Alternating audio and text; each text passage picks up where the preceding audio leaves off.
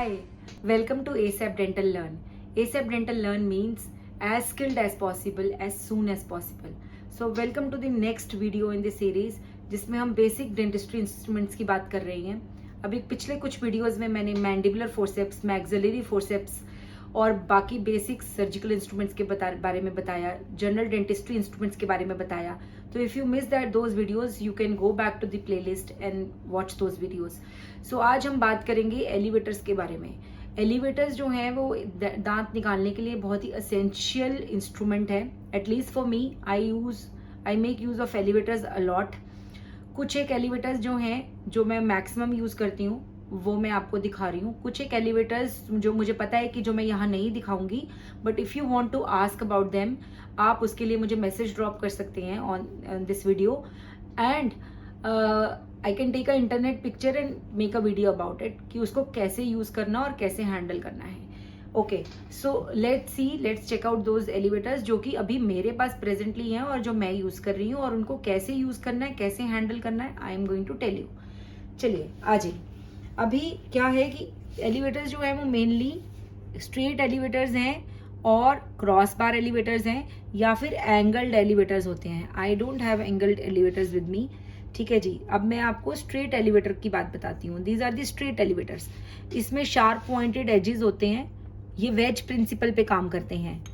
ये एलिवेटर है, this is a heavy, slightly heavy elevator. इसका जो वर्किंग एज है वो थोड़ा सा ब्रॉड है. तो ये उन केसेस में मैं यूज करती हूँ जहाँ पे मुझे जो इंटरडेंटल स्पेस होती है वो काफी अच्छे से मिल जाती है और बोन थोड़ी स्ट्रांग होती है, सो दैट मैं उसको अच्छे से वेज कर पाऊँ. ये this comes at the second number for me. First of all I use this one to make good space interdentally और उसको वेज करने के लिए, because it has a sharp pointed edge. और उसके बाद I put this since it has slightly broader handle, तो ये मेरे हाथ की फोर्स को अच्छे से लेता है और उसके बाद टूथ को लग्जेट करने में मेरी हेल्प करता है. अगर हम इस एलिवेटर की बात करते हैं तो इस एलिवेटर में ये नॉचेस बनी हुई हैं. अगर आप ये ध्यान से देखें तो इन नॉचेस से क्या होता है कि it engages the bone properly और helps in the elevation of the tooth. Okay, so इनको मैं एक बेसिक तरीका आपको बता देती हूँ how to use it. If I am extracting the lower molar, suppose I am extracting this one, तो हम इसको ऐसे नहीं डालते हैं बिकॉज इन दैट वे मैं इस टूथ को हार्म कर रही हूँ. इसको हम ऐसे नहीं डालते हैं, हम इसको वेज प्रिंसिपल के तौर पे डालेंगे. इसका जो कॉन्वेक्स पार्ट है, ये इसका जो ग्रूव पार्ट है या फिर इसका जो सिरेटेड पार्ट है, राइट, वो आपका towards the tooth to be extracted faced रहेगा. ये दांत अगर हमने निकालना है तो ये जो ग्रूव है ये इस तरफ फेस करेगी, इस टूथ को निकालने वाले टूथ की तरफ फेस करेगी, ना कि उल्टा फेस करेगी. तो आपने इसको, और आपको ये भी मैं बता दूं कि जो एलिवेशन होती है वो मीजियल साइड से करनी होती है, डिस्टल साइड से नहीं करते हैं. So mesial side means towards the mid line. This is the mid line. Towards the mesial mid line जो साइड होती है उसको मीजियल बोलते हैं. तो ये जो वेज है, हम इस एलिवेटर को लेंगे. यहाँ पे थंब प्लेस करने की जगह है मेरी, finger, one thumb and then finger. I will hold it like this. कुछ आजकल के नए एलिवेटर्स में उन्होंने पाम ग्रिप भी बना रखी होती है. इट इज योर चॉइस, आप कौन सा खरीदना चाहते हो. सो आप इसको वेज के जैसे इसको ऐसे यूज करोगे, इसको यहाँ रखोगे एंड देन यू डू ऐसे वाला प्रेशर दोगे तो ये जो है टूथ लग्जेट करने लग जाएगा. इसी तरीके से आप ये वाला यूज करोगे. This is slightly bigger and broader. तो आई वुड सजेस्ट कि आप ये वाले से स्टार्ट कीजिए बिकॉज एज अ बिगिनर ये वाला हैंडल करना थोड़ा सा मुश्किल एंड ट्रिकी है. This one is also very nice elevator. कोई भी मेरी लोअर की जो रूट रहती है वो मुझे एक्सट्रैक्शन करने में इसके साथ में कोई डिफिकल्टी नहीं आती. एक स्ट्रेट एलिवेटर्स का एक और ही बहुत ही ब्यूटीफुल यूज है. सपोज कोई ग्रॉसली डैमेज टूथ है और उसमें सिर्फ रूट्स बची हैं. सो लोअर टीथ में दोनों रूट्स को मैं सेक्शन कर देती हूँ और उसके बाद जो सेक्शन पार्ट होता है उसके अंदर जब मैं ये एलिवेटर डालती हूँ और इसको ऐसे रोटेट करती हूँ तो दोनों roots, mesial and distal root, separate हो जाती हैं और मैं दोनों को अलग अलग निकाल सकती हूँ. सो ये मेरा एक तरीके से वेज का काम करके रूट्स को सेपरेट करने का भी काम करता है. अब हम आते हैं क्रॉस बार एलिवेटर्स. ओके, ये व्हील एंड एक्सल प्रिंसिपल पे काम करते हैं. इनको हम ऐसे होल्ड करते हैं इस तरीके से. ये इनका होल्डिंग के लिए होता है. इनको हम ऐसे होल्ड करते हैं लाइक दिस. ओके, तो इनका एक राइट एंड लेफ्ट होता है. तो राइट एंड लेफ्ट हम कैसे डिसाइड करेंगे? ये डिसाइड करने के लिए हम पेशेंट के फ्रंट पे खड़े हो जाएंगे और हम इस क्रॉस बार को अपने हाथ में पकड़ लेंगे। अब इस क्रॉस बार की डायरेक्शन जो है, पेशेंट के सामने खड़े होने के बाद अगर ये डिस्टल की तरफ पॉइंट कर रहा है, इसका मतलब ये इस क्वाड्रेंट में डिस्टल निकालने के लिए यूज होगा, राइट। तो इसका मतलब ये थर्ड क्वाड्रेंट में डिस्टल रूट निकालने के लिए यूज होगा। और इसी तरीके से जब मैं इसको ऐसे पकड़ती हूं और ये लेफ्ट साइड की तरफ पॉइंट करता है, तो इसका मतलब ये मीजियल रूट निकालने के लिए यूज होगा। अगर आप इसको प्रैक्टिस करने के लिए what you can do is, आप एक पेशेंट इमेजिन करिए और इसको अपने हाथ में लीजिए और आप ये सोचिए कि आपने पेशेंट का रूट निकालना है। तो क्या अगर आप इसको ऐसे डालेंगे तो क्या ये रूट को लिफ्ट कर पाएगा? नहीं। आपका ये वाला जो पॉइंटेड एज है वो रूट के टिप पे जाना चाहिए। जैसे एग्जाम्पल, अगर ये आपका रूट का एरिया है, जैसे कोई आप रूट का एरिया लगाइए, ये टिप जो है आपका रूट में जाना चाहिए, रूट एरिया को टच करना चाहिए ये पॉइंटेड टिप। ये जो कॉन्वेक्स पार्ट है ये बोन की तरफ रहेगा और ये जो टिप का पार्ट है ये रूट की तरफ रहेगा। तो अगर मैं इसको इस तरीके से टूटे हुए दांत में डालती हूँ तो कॉन्वेक्स पार्ट अगर मैं बोन की तरफ करती हूँ तो ये जो टिप है ये मेरी डिस्टल सॉकेट में जाएगी और मीजियल रूट को निकालने के काम आएगा।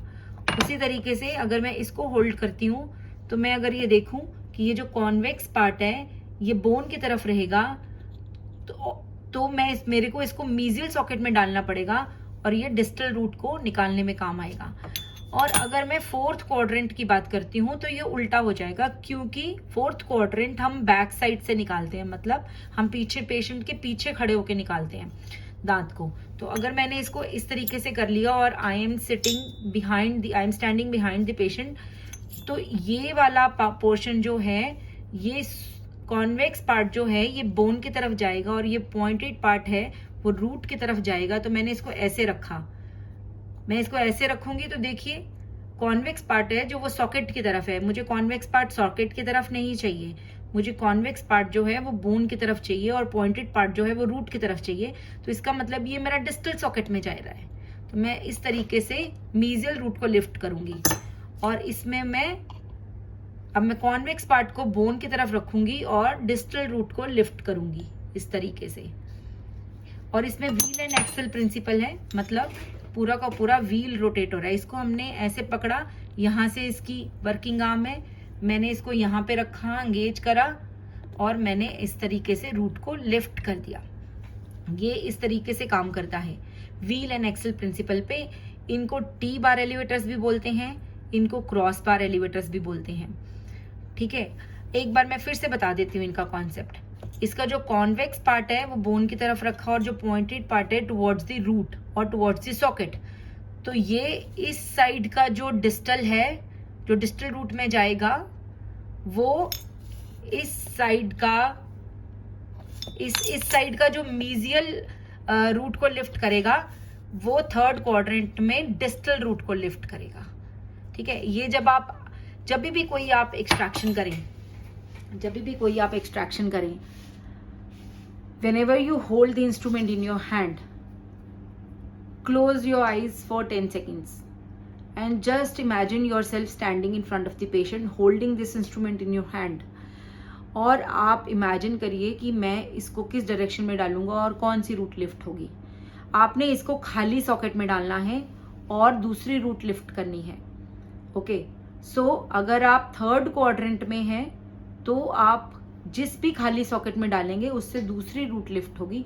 तो वो हाथ में पकड़ के इसको इमेजिन करिए। जब आप इसको पकड़िए तो आपको एकदम से देखते हुए नहीं समझ में आएगा कि ये डिस्टल रूट के लिए या मीजियल रूट के लिए, जब तक आपको दांत निकालते हुए 5 या 10 साल नहीं हो जाएंगे। तब तक के लिए आपको 10 सेकेंड्स के लिए अपने माइंड को, सबको आईज को क्लोज करके ये समझना पड़ेगा कि मुझे कौन से सॉकेट में डालना है। अगेन ये जो कॉन्वेक्स पार्ट है ये बोन को फेस करेगा और जो पॉइंटेड पार्ट है ये हमारी ऑपोजिट रूट या सॉकेट को फेस करेगा।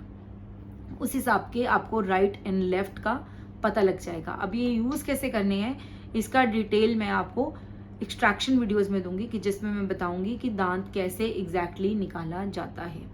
ओके, सो इन एलिवेटर फोर्सेप्स को क्या क्या प्रॉब्लम्स आ सकती हैं जब हम यूज़ करते हैं। तो एलिवेटर जो होते हैं ये अगर आप बहुत ज़्यादा फोर्स के साथ में यूज़ करेंगे तो आपके जॉ में स्ट्रेन हो सकता है, या आपके एलिवेटर फोर्सेप की टिप टूट सकती है, या फिर एलिवेटर फोर्सेप्स बेंड हो सकते हैं। तो अगर आपके एलिवेटर फोर्सेप्स की टिप टूट जाए या वो बेंड हो जाए, please discard them, do not use them, because उनके जो एंगल्स हैं उनके थ्रू ही फोर्स जो है वो from our hand to elevator to transfer होनी है।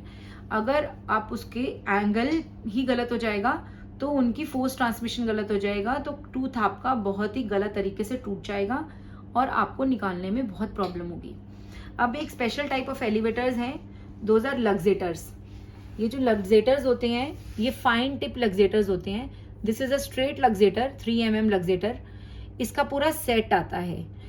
तो दिस इज योर चॉइस कि आप वो पूरा सेट लेना चाहते हैं कि आप इंडिविजुअल लग्जेटर्स बाय करना चाहते हैं। मेरे पास इंडिविजुअल लग्जेटर्स हैं। ये बिल्कुल ही फाइन इंस्ट्रूमेंट्स होते हैं, बहुत ही जब हम इम्प्लांट केसेस करते हैं तो हमें एट्रोमैटिक एक्सट्रैक्शन करनी है, तो उस सिचुएशन में ये काफ़ी हद तक अंदर जाके रूट को लग्जेट करने में हेल्प करते हैं। अगेन इंस्ट्रूमेंट का एक ही रूल है, जो कॉन्वेक्स साइड है it should be towards the bone और mucosa and the concave side should be towards the tooth surface. Okay, so ये लग्जेटर, इसमें आपके स्ट्रेट लग्जेटर्स भी आते हैं और कर्व्ड लग्जेटर्स भी आते हैं। सो ये आपकी चॉइस है कि आपको कौन से इंस्ट्रूमेंट्स के साथ में काम करना अच्छा लगता है। मेरी ये सजेशन है कि आप 1 या 2 लग्जेटर लीजिए, पूरी किट लेने की जरूरत नहीं है। जब आप बिगिनर हैं तो कर्व्ड लग्जेटर्स को हैंडल करना थोड़ा सा डिफिकल्ट होता है and they are very fragile instruments, वो बहुत जल्दी ब्रेक हो जाते हैं। मेरे हिसाब से if you want to start you should buy this elevator and definitely the crossbars भी guys बहुत ही ध्यान से इस्तेमाल करने वाले एलिवेटर्स हैं। अगर आप इनका थोड़ा सा भी ज़्यादा जोर लगा के यूज़ करेंगे तो ये बोन को काफ़ी नुकसान पहुंचा सकते हैं। So that is a separate topic of discussion. So this is all about dental elevators. If I miss something please send me a message, drop a comment.